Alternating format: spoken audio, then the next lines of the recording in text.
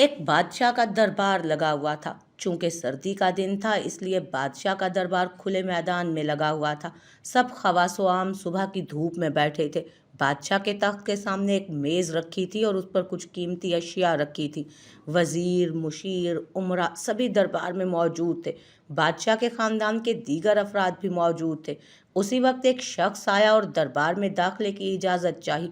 इजाज़त मिल गई तो उसने कहा, मेरे पास दो अशिया हैं। मैं हर मुल्क के बादशाह के पास गया हूँ और अपनी अशिया को बादशाह के सामने रखता हूँ, पर कोई फ़र्क नहीं जान पाता। तमाम हार चुके हैं और मैं हमेशा कामयाबो कामरान लौटता हूँ। अब आपके मुल्क में आया हूँ। बादशाह ने कहा कि दिखाओ वो क्या अशिया हैं। तो उसने दोनों अशिया बादशाह के सामने मेज़ पर रख दी। वो दोनों अशिया दिखने में बिल्कुल एक जैसी जसामत, यकसा रंग, यकसा चमक, गोया के दोनों अशिया एक दूसरे की नकल महसूस होती थी। बादशाह ने कहा, ये दोनों अशिया तो बिल्कुल एक जैसी हैं। तो उस शख्स ने कहा, जी हाँ, दिखाई तो एक सी देती हैं, लेकिन हैं बहुत मुख्तलिफ। इनमें से एक बहुत कीमती हीरा है और दूसरा शीशा। बज़ाहिर ये दोनों एक से हैं, लेकिन आज तक ये कोई नहीं पहचान सका कि कौन सा हीरा है और कौन सा शीशा। कोई जांच कर बताए कि इनमें से हीरा कौन सा है और शीशा कौन सा। अगर कोई सही पहचान गया और मैं हार गया तो ये कीमती हीरा आपका हो जाएगा, लेकिन शर्त यह है कि अगर कोई पहचान नहीं पाया तो इस हीरे की जो कीमत है उतनी रकम आप मुझे बतौर इनाम देंगे। इसी तरह मैं कई ममालिक से जीत कर आया हूँ। बादशाह ने कहा, मैं तो नहीं पहचान सकता। वजीर, मुशीर बोले, हम भी जांच नहीं सकते क्योंकि दोनों बिल्कुल एक जैसे हैं। सबको गुमान था कि अब तो शिकस्त ही मुकद्दर है, लेकिन शिकस्त पर इनाम का मसला भी नहीं था क्योंकि बादशाह के पास बहुत दौलत थी। बादशाह की इज्जत का मसला था क्योंकि तमाम आलम में ये मशहूर था कि बादशाह और उसकी रियाया बहुत ज़हीन है और उसकी सबकी होती इस तरह। कोई शख्स भी नहीं पहचान पा रहा था। आखिर थोड़ी सी हलचल मची।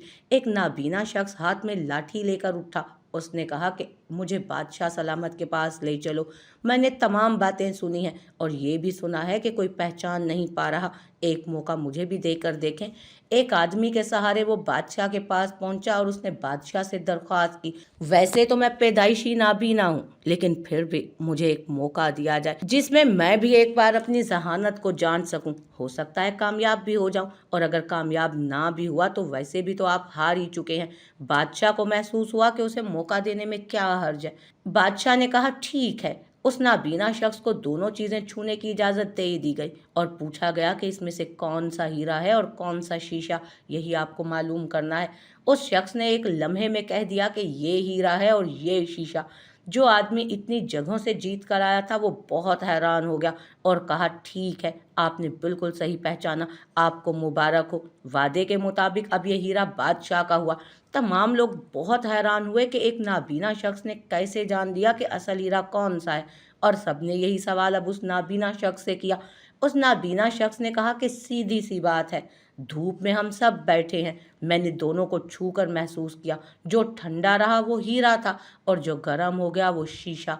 इसी तरह जिंदगी में जो भी शख्स सख्त और मुश्किल हालात में गर्म हो जाए और हालात का सामना ना कर सके वो शीशे की मानिंद है, और जो तमाम हालात में ठंडा रहे वो हीरे की मानिंद है।